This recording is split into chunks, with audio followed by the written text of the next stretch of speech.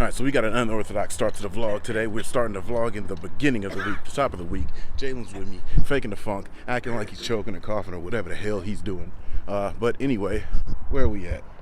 He don't know. We're at Black Track's performance. I did tell you guys a couple of vlogs ago, if you can see the car in the background. I'm sure you can see it. Yeah, it's right there in the cut. I told you guys a couple of weeks ago in the last vlogs that we're going to be doing a multi-step thing. We got the opportunity to work with Link ECU, which is a great thing. And oh damn, he's got the excursion. That's what I hella want. So we're working with Link ECU. Link ECU wants to get a little bit of North American rotary love, some rotary enthusiasts, and we are going to be those people. Hey, there's a master at work. That's what I want. So we're working with Jay at Black Tracks. Link ECU is very comfortable with working with Jay. I'm very comfortable with working with Jay. I got a lot of history with Jay, even though I haven't done anything with Jay. I know that doesn't make any sense, but Jay comes from the OG street racing world. He used to tune some cars in the Bay Area, and that's how I first came in contact with him. Now he tunes a lot for Formula D, which is the world I'm in too. Well, drifting and things like that. So he tunes Matt Field's cars and all these other cars, etc., etc. Yeah, for real. For real. For real? For real, I guess. For real. So, I've asked him once before, a couple of years ago, probably about 8-9 years ago, if he tuned rotary. And at the moment he didn't. But now that he's gotten his hands on so many other platforms, so many other motors, so many other fuel delivery systems, ECUs, everything, he's more than comfortable working with Link ECU, and he seems to be comfortable working with my car. Now, I've got a secondary source of support, which is Jason from PSI in the Pacific Northwest. And between these two masterminds, Coda says we should be good. so we're gonna hook this car up. I'm gonna wake people up way up there. This is a very late evening, early in the week thing, so sorry, but we gotta get some things done. So what he's going to end up doing is taking my mapping off of the Hall Tech, learning it, studying it, getting it set up and built to go on the Link ECU, and then we're not really going to have to deal with a base map. That's going to be our base map. Then we'll make some changes as we see fit, if we see fit, because the car runs fine, it does fine things, and the Link is going to probably allow us to expand a little bit more upon that. So we'll see how that works as far as he suggests under his guidance how we're going to move with that. So I've got the little ones with me. The littlest one is here. We're going to keep her in the truck so her eardrums don't get blown out. But we're going to do some rocky things. So again, not much for me to say. Just going to get audio from the Braps. So after I'm done with all of that, let's jump into the Braps. Alright, so right here there's a Datsun. I think this is used for drivers. I'm actually not too sure. But it looks like it's meant for drag racing. Here's the bottom. It's my first time seeing a Datsun 510.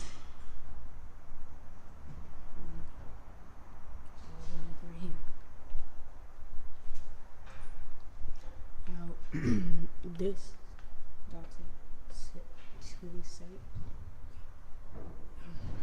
But this Datsun, this one, I like this because actually, when I was growing up, my dad's dad actually had, still owns one of these. He used to always drive me around everywhere. We used to always go out a lot of places when I was out of school and stuff. He used to always drive me in this. And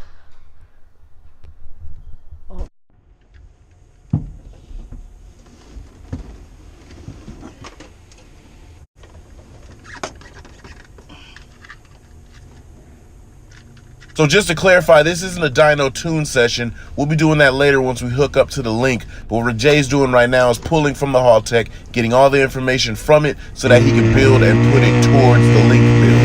Right now he's doing a slight ramp up so he can get the air fuel ratios and everything, and then doing partial throttle heavy load. These dyno packs can, put forth some of the greatest traction efforts that This car probably would never even face that kind of a load, but this is how you pull all the information from the car in extreme conditions that it may not ever experience. We learned that the center section is broken in on the turbo and is boosting a little bit more efficiently than it did when we first replaced the center section and got the initial tune. So as he's doing partial throttle high load on this, we did kind of find out that the clutch pedal was on the ground, so that could be master or slave cylinder, or even the clutch could just be worn and old. It has been put in operation for the last 5 years. So I just didn't want to leave y'all with mad braps without explanation of what's going on. Dynos are a very severe environment, so this is how you get all your information, and we're going to build something for the link, just pulling from the Haltech on this one.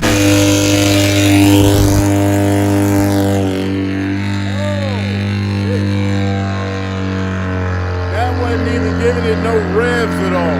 Jesus Christ. They about to be mad up there, boy. Golly.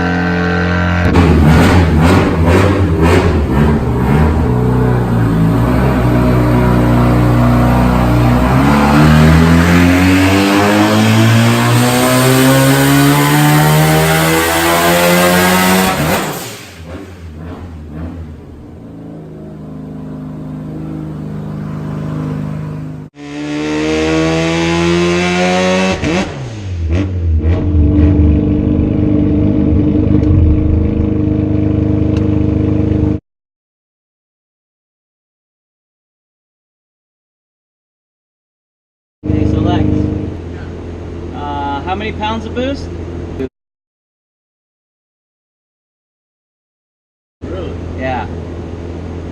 So we're reading over boost. Yeah, and I think I hit a boost cut at 5,500 RPM because it ended the dyno at 55. I saw that. Yeah.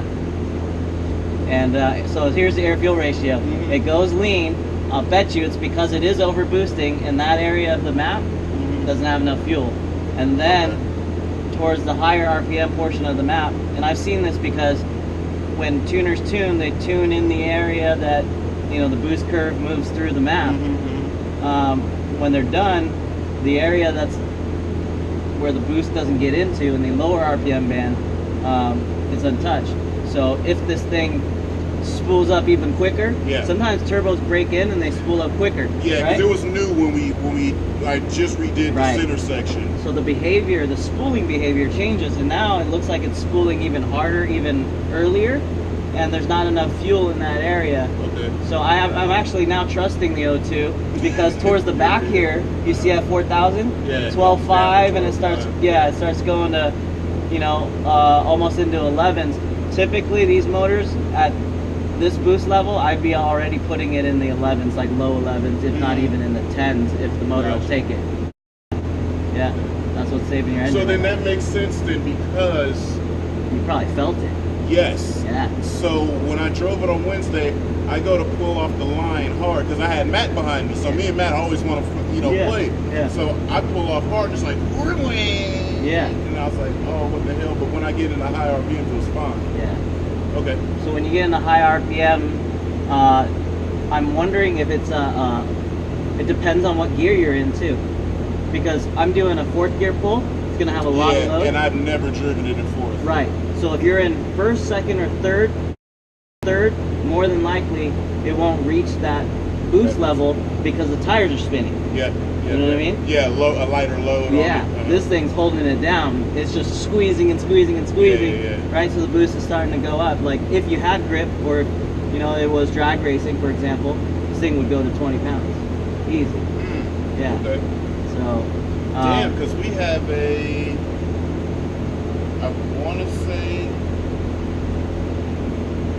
want to say like a 10 or 11 pound spring in it. Yeah, but it's got a boost controller, right? So that means, but it's all zeroed. Oh wait, here it is. Everything below 16 pounds is zeroed, and at 16 pounds there's 66% duty cycle,